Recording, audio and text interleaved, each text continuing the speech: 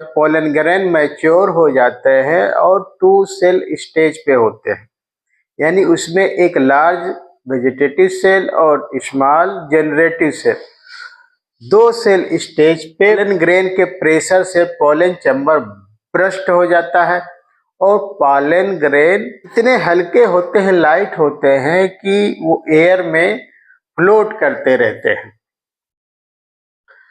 तो पॉलिनेशन होता क्या है? पॉलिनेशन जो है एक मेल गैमिट जो कि पोलन ग्रेन है, मेल गैमिटोफाइट जो प्लांट का फीमेल रिप्रोडक्टिव ऑर्गन है,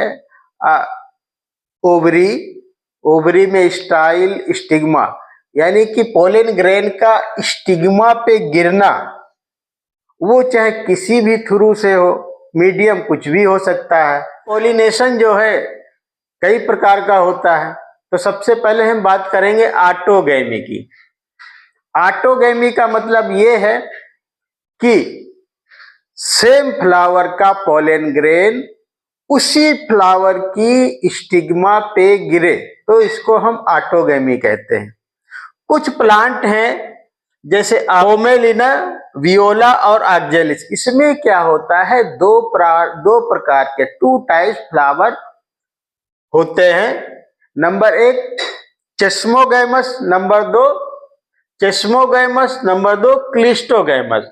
चेस्मोगैमस इसमें क्या हो, फ्लावर एरियल पार्ट में जाके अर्थ के ऊपर ब्लूमिंग करते हैं, खिलते हैं। और दूसरे टाइप के जो फ्लावर होते हैं क्लिस्टोगैमस, वो क्या होते हैं, अर्थ के अंदर ही बगैर खिले, इनमें ब्लूमिंग नहीं होती है, ये क्या होते हैं नीचे ही जाके इनकी जो बड होती है वो बड के ही रूप में रहते, यानी कि इसके पेटल जो है ओपन, पेटल जो है वो ओपन नहीं होते, और इसके पोलन ग्रेन इसकी स्टिग्मा पे जाके पॉलिनेट कर देते हैं और पॉलिनेशन का प्रोसेस कंप्लीट होता है। ठीक है। तो ऑक्जेलिस, वियोला, इसको हम पैंसी फ्लावर कहते हैं, और कोमेलिना, इनमें 2 प्रकार के फ्लावर पाए जाते हैं, चेस्मोगैमस और क्लिस्टोगैमस। तो ये ऑटोगैमी का उदाहरण है। नंबर 2 बात हम करते हैं गीटोनोगैमी की। गीटोनोगैमी में क्या होता है कि इस पे एक ही प्लांट के एक फ्लावर से पोलन ग्रेन उसी प्लांट के दूसरे फ्लावर पे अगर गिरता है, ठीक है, पहुंचता है, तो हम उसको गीटोनोगैमी बोलते हैं। यानी कि इस फ्लावर पे पोलन ग्रेन यहाँ एक ही पेड़ के इस फ्लावर से इसी पेड़ के दूसरे फ्लावर पे अगर गिरता है तो ये गीटोनोगैमी है।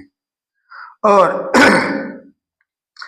अगर इस पेड़ से दूसरे पेड़ के स्टिग्मा पे अगर गिरता है, अगर एक पेड़ ये है, इस पेड़ से पोलन ग्रेन पॉलिनेट होके अगर दूसरे पेड़ के फ्लावर पे गिरता है तो हम इसको जीनोगैमी बोलते हैं।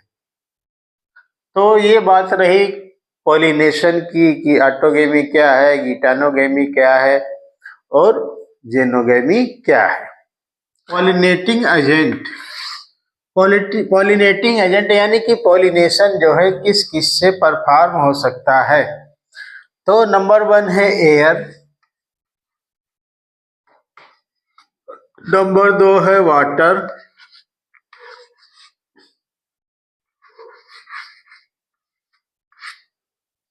नंबर 3 है इंसेक्ट,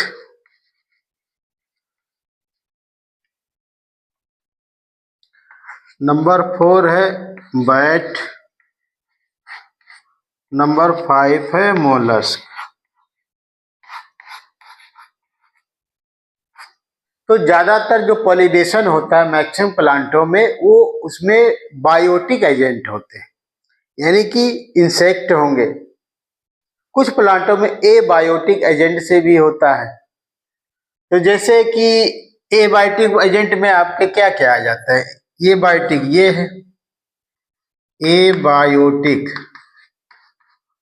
जो लोअर प्लांट्स होते हैं एल्गी, ब्रायोफाइट और ट्राइफाइट, टेरिडोफाइट, इनमें क्या होता है, मेन रूप से वाटर द्वारा मेल गैमेट जो ट्रांसफर होता है वो हाइड्रोफिली के द्वारा ही होता है। एनिमोफिली जैसे एयर का द्वारा पॉलिनेशन मेज में होता है। जो सीरियल्स होते हैं, जो अनाज है, व्हीट है, राइस है, बार्ले है, इनमें क्या होता है, एयर जो है एयर द्वारा ही पॉलिनेशन होता है। और ग्रासों में, घासों में, लोअर प्लांट्स में तो होता है। कुछ हायर प्लांट भी हैं जिनमें वाटर द्वारा पॉलिनेशन होता है। ये वेलिस्नेरिया में पाया जाएगा, हाइड्रला में पाया जाएगा, जोस्टेरा एक क्या है, मैराइन ग्रास है। और वेलिस्नेरिया जो है, इस वेलिस्नेरिया में एक खासियत होती है, इसका जो फीमेल गैमेटोफाइट है वो वाटर के ऊपर आ जाता है और इसके जो मेल फ्लावर हैं वो सबमर्ज्ड होते हैं, लेकिन क्या करते हैं, वो फ्लावर टूट के बहते हुए इसके फीमेल गैमेटोफाइट तक आ जाते हैं, जिससे पॉलिनेशन परफॉर्म हो जाता है। ठीक है, इंसेक्ट द्वारा जब पॉलिनेशन होता है तो हम उसको इंटामोफिली बोलते हैं। अच्छा, जो प्लांट इंसेक्ट द्वारा जिनमें पॉलिनेशन होता है उनके फ्लावर जो है, उनके फ्लावर ब्राइट कलर के होंगे, फ्लावर थोड़ा लार्ज होगा, ठीक है, जिससे कि इंसेक्ट उनकी तरफ अट्रैक्ट हों। और जिन पौधों में फ्लावर छोटे होते हैं, जिन प्लांट में फ्लावर छोटे साइज के होते हैं, उनमें क्या होता है, एक प्रॉपर्टी और ऐड हो जाती है कि उनमें इनफ्लोरेसेंस होता है, यानी कि कई फूलों का गुच्छा बड़ा सा होगा, वो दूर से देखने में बड़ा लगता है। यानी कि फ्लावरों का जो गुच्छा, जिसको हम इनफ्लोरेसेंस बोलते हैं, उसमें फ्लावर खिलते हैं जब फ्लावर छोटे होते हैं या फिर फ्लावर बड़ा होगा। नेक्टर ये रिलीज करते, इससे जो है सूंघ के, जिनकी स्मेल से इंसेक्ट इनकी तरफ अट्रैक्ट होते हैं और ब्राइट कलर होने के कारण भी इनकी तरफ इंसेक्ट अट्रैक्ट होते हैं। तो ये इंसेक्ट के द्वारा परफॉर्म होने के लिए, यानी ब्राइट कलर और इनमें नेक्टर, फूलों की सुगंध है और इनका कलर इंसेक्ट को अट्रैक्ट करते हैं और इंसेक्ट इसको पॉलिनेट करते हैं और इनको रिवार्ड के रूप में उनको नेक्टर मिलता है। अगर पॉलिनेशन बैट द्वारा परफॉर्म होता है इसको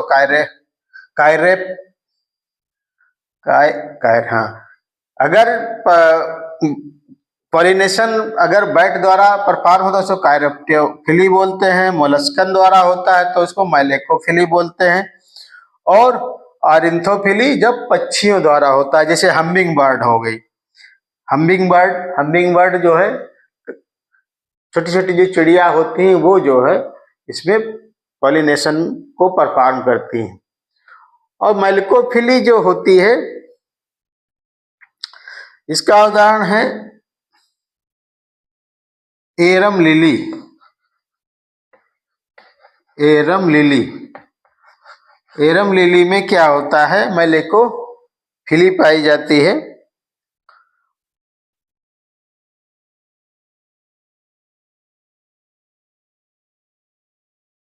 एरिसीमा और एरिसीमा,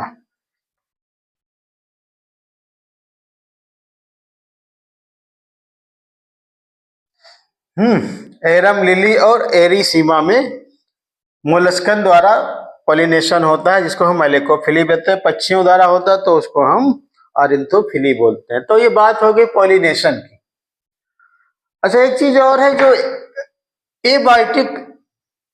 एबायोटिक पॉलिनेशन होता है एयर और वाटर का, तो इनके फ्लावरों का कलर ब्राइट नहीं होता है, इनके फ्लावरों का कलर व्हाइट रहेगा, कलरफुल नहीं रहेगा।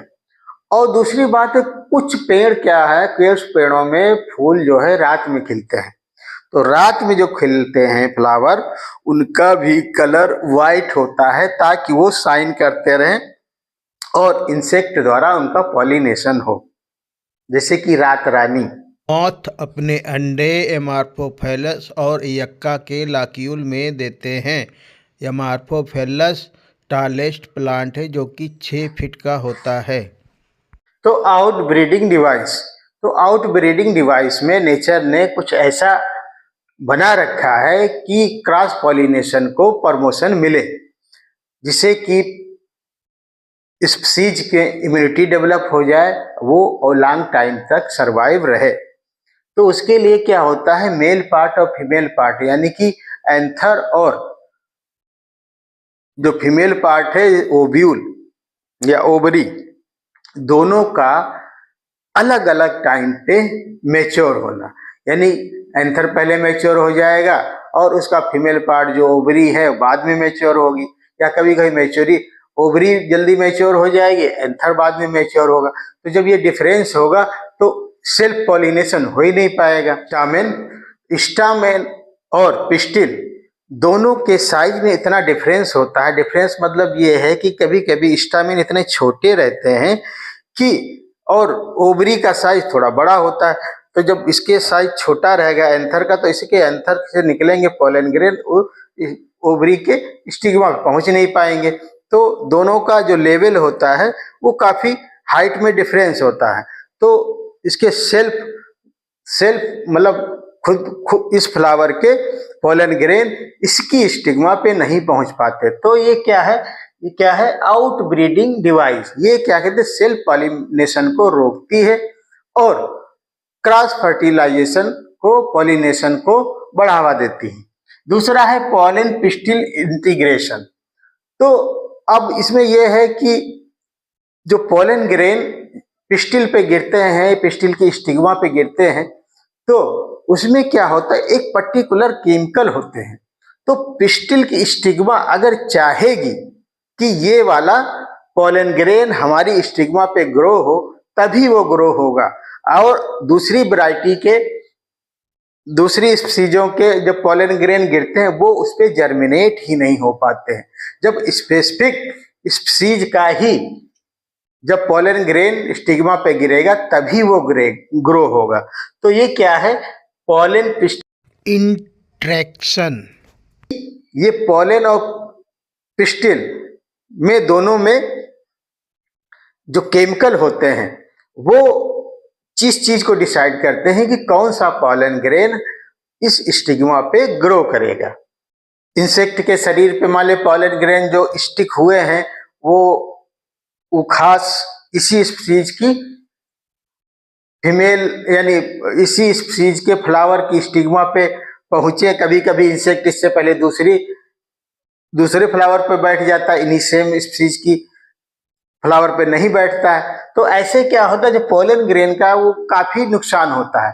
तो इसलिए क्या होता है, पोलन ग्रेन जो है काफी मात्रा में प्रोड्यूस करने पड़ते हैं फ्लावर को, ताकि फर्टिलाइजेशन हो सके और उसकी स्पीसीज नेचर में सरवाइव कर सके। अब बात हम करते हैं डबल फर्टिलाइजेशन की। तो डबल फर्टिलाइजेशन की जो पहली बार किसी साइंटिस्ट ने देखा था, उनका नाम है नमस्चिन, जो कि 1898 में उन्होंने देखा था। अब होता क्या है, इसे पॉलिनेशन परफॉर्म हो गया। परफॉर्म होने के बाद जो पोलन ग्रेन है वो स्टिग्मा पे ग्रो करता है। अब ग्रो करता है तो उसमें क्या, पोलन में एक पोलन ट्यूब बनती है।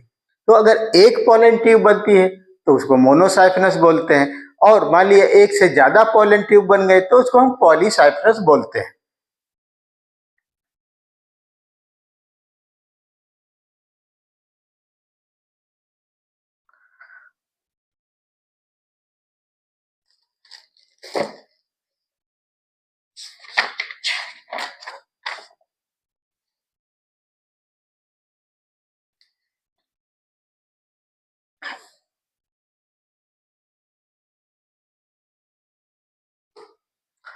अब जब पोलन ग्रेन ग्रो होता है तो पोलन ग्रेन में क्या होता है, 2 सेल्स होती हैं, एक वेजिटेटिव सेल और दूसरी जनरेटिव सेल। ये जनरेटिव सेल है और ये वेजिटेटिव सेल है। तो वेजिटेटिव सेल और जनरेटिव सेल, तो ये क्या होता है, इसकी जनरेटिव सेल 2 मेल गैमेटोफाइट में टूट जाती है। तो इसकी जनरेटिव सेल्स जो है दो 1 और 2 मेल गैमेटोफाइट में टूट जाती है। पॉलन ग्रेन जर्मिनेट होके सिनर्जिड सेल के जो फिलीफार अपरेट्स है इसमें आता है। ये क्या करती है, फिलीफार अपरेट्स जो है पॉलन ट्यूब को डायरेक्ट करती है, डायरेक्शन देती है और एक मेल गैमेट आके ये एग सेल से जुड़ जाता है। फर्स्ट मेल गैमेट ये जो आएगा ये क्या करेगा, ये एग सेल से जुड़ जाएगा और दूसरा सेकेंड वाला मेल गैमेट ये क्या करेगा, ये आएगा और पोलर न्यूक्लियाई से जुड़ जाएगा। यानी एक मेल गैमेट एग सेल से जुड़ता है और दूसरा वाला जो मेल गैमेट है वो पोलर न्यूक्लियाई से जुड़ता है। तो जो पोलर न्यूक्लियाई इसमें दो न्यूक्लियस पहले से है यानी कि ये 2n है, तो एक मेल गैमेट जब इससे जुड़ जाता है तो ये 3n हो जाता है। तो जो एक मेल गैमेट एग सेल से को फर्टिलाइज किया इसके साथ सिंगेमी करता है और दूसरा मेल गैमेट जो है पोलर न्यूक्लियाई के साथ सिंगेमी करता है। तो ये जो दूसरा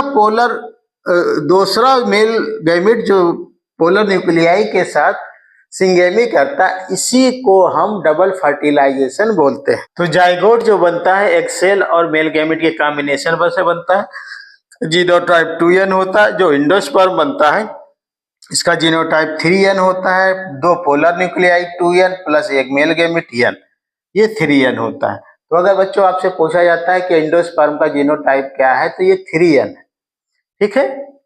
यानी कि इसमें क्रोमोसोम की संख्या ट्रिप्लॉइड होती है। ठीक, आगे हम बात करते हैं कि जाइगोट, अब जब ये डबल फर्टिलाइजेशन हो गया उसके बाद जो जाइगोट बना, जाइगोट का डेवलपमेंट नहीं होता है, डेवलपमेंट उसका रुक जाता है। इससे पहले की जो ट्रिप्लॉइड कॉम्बिनेशन सिंगेमी हुई है उससे इंडोस्पर्म का बनना स्टार्ट हो जाता है। तो इसमें क्या होता है, इसका न्यूक्लियस जो ट्रिप्लॉइड न्यूक्लियस है जल्दी जल्दी डिवाइड होके एक बहुत बड़ा मास सेल्स का न्यूक्लियस का बना लेता है। बाद में उसके चारों तरफ जो है न्यूक्लियस का मास बना लेता है फ्री न्यूक्लियर डिवीजन द्वारा। फ्री न्यूक्लियर डिवीजन होती है और बहुत सारे न्यूक्लियाई बन जाते हैं, फिर उसके चारों तरफ सेल्स बन जाती साइटोप्लाज्म लेते हुए और ये एक इंडोस्पर्म का रूप ले लेता है। अब ये इंडोस्पर्म जो है, जो इंडोस्पर्म है वो जाइगोट जब डेवलप होगा तो ये उसको नरिश करेगा, यानी कि उसको जो भी खाने पीने के पोषक तत्व हैं ये डेवलप होते हुए जाइगोट को देगा।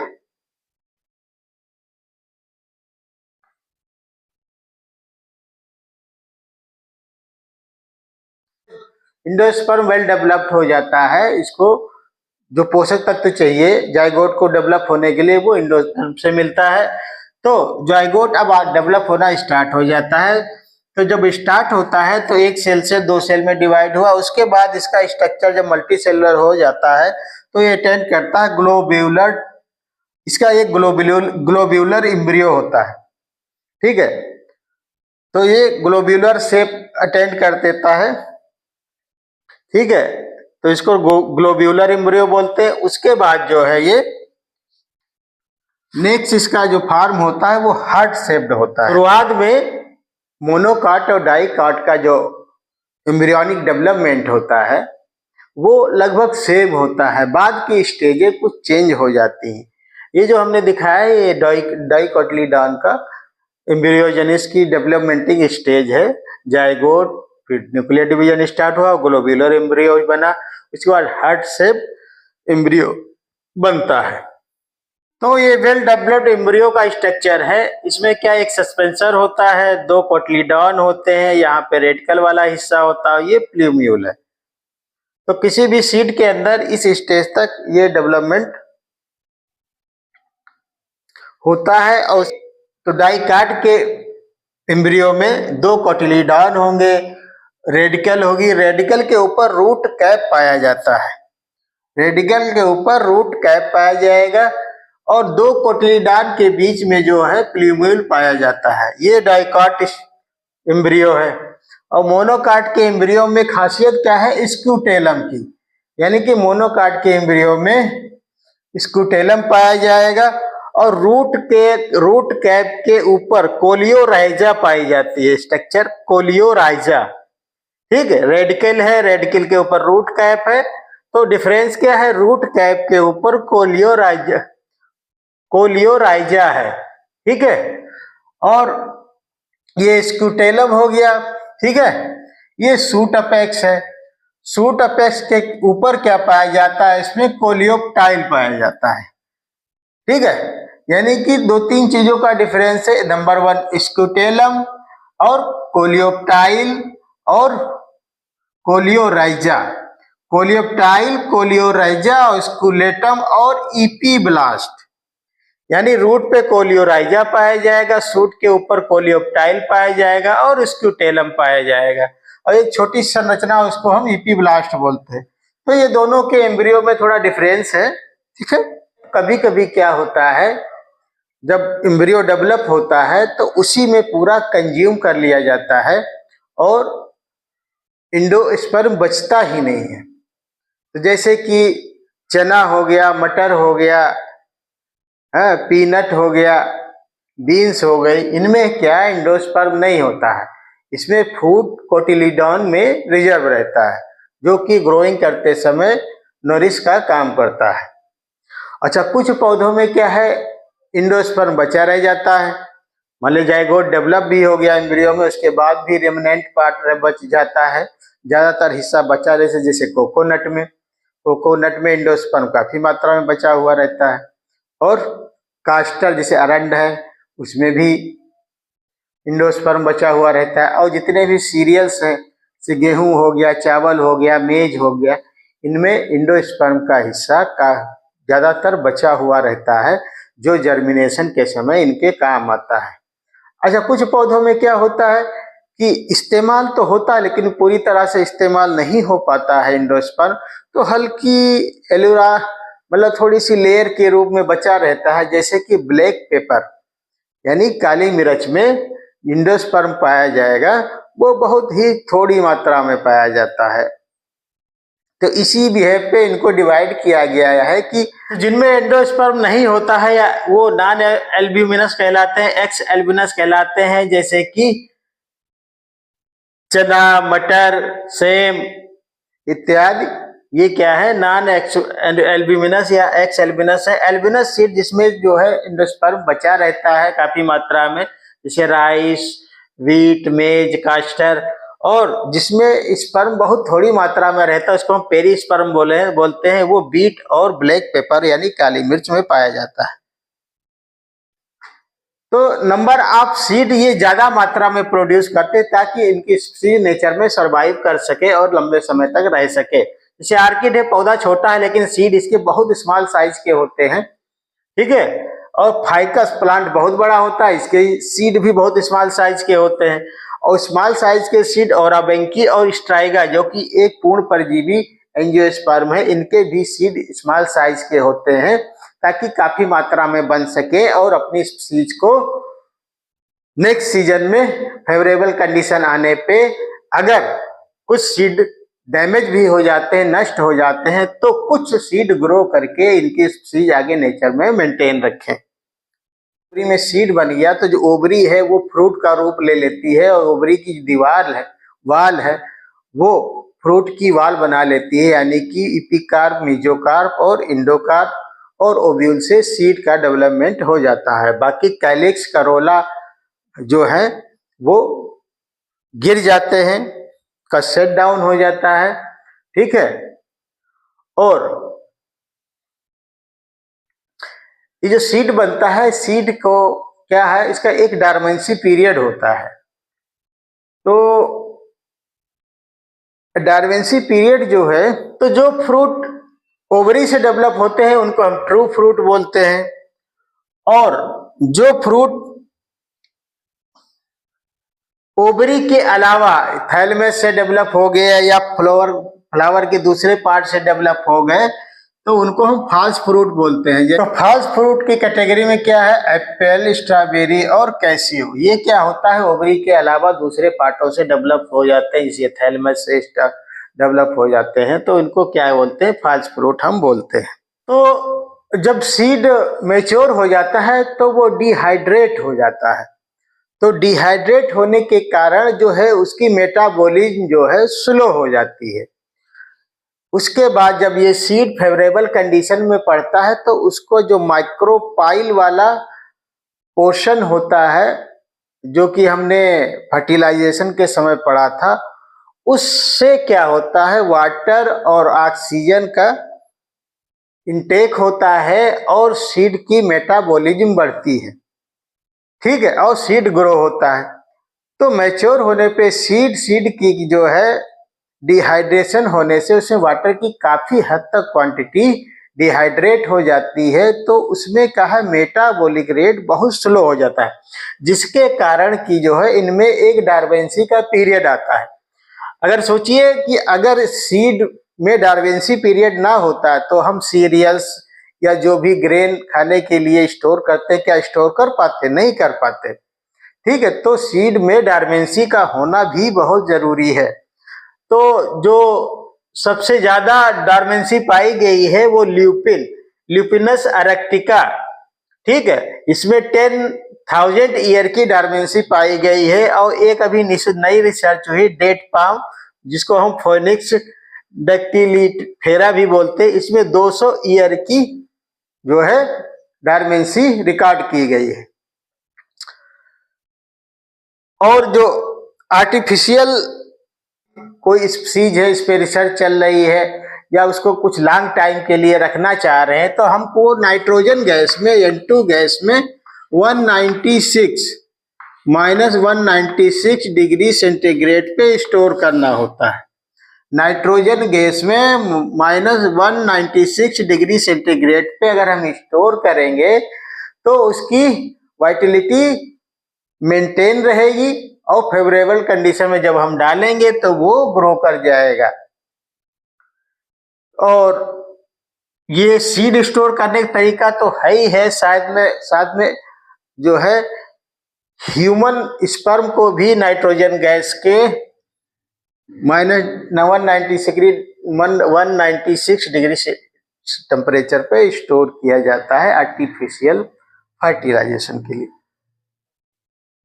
तो पार्थेनोकार्पिक फ्रूट क्या है? कभी कभी क्या होता है, फर्टिलाइजेशन नहीं होता है और फ्रूट डेवलप हो जाता है, तो इसको हम पार्थेनोजेनेसिस बोलते हैं।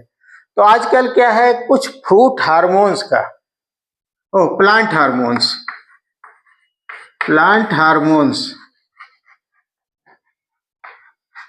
कुछ प्लांट हार्मोन्स का इस्तेमाल करके हम पार्थेनोकार्पी बहुत सारे फ्रूटों में की जाती है और ये सक्सेस है। तो जो हम आर्टिफिशियली के बोल करते हैं तो हम उसको करते हैं पार्थेनोकार्पी, और जब ये नेचुरल होता है तो उसको हम बोलते हैं पार्थेनोजेनेसिस।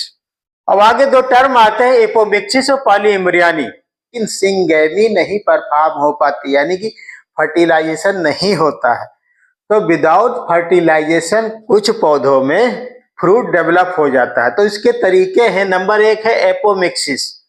तो ये एपोमिक्सिस में क्या होता है, इसकी एग सेल जो कि स्पोरोजिनस सेल होती है, स्पोरोजिनस सेल से एम्ब्रियो सैक बनता है, तो मेगा स्पोर मदर सेल जो होती है वो उसमें मियोसिस नहीं होती है, होगी तो 2n होगी, यही एग सेल इसमें सीड बन जाते हैं। और तो एपोमिक्सिस में दोस्तों ये है कि इसमें फर्टिलाइजेशन नहीं होता है। तो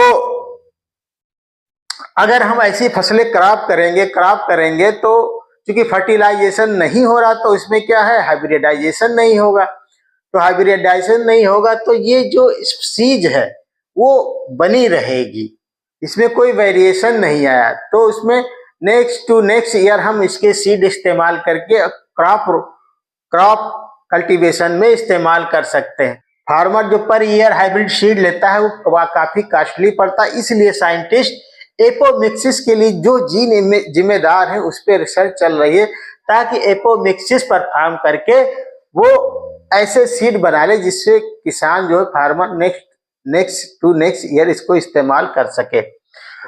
पॉलीइम्ब्रियोनी में क्या होता है, ये भी विदाउट फर्टिलाइजेशन के ही डेवलप होता है, लेकिन इसमें क्या होता है, न्यूक्लियस की सेल्स जो न्यूक्लियर टिश्यू जो होता है उसमें क्रोमोसोम्स की संख्या 2n होती है ऑलरेडी।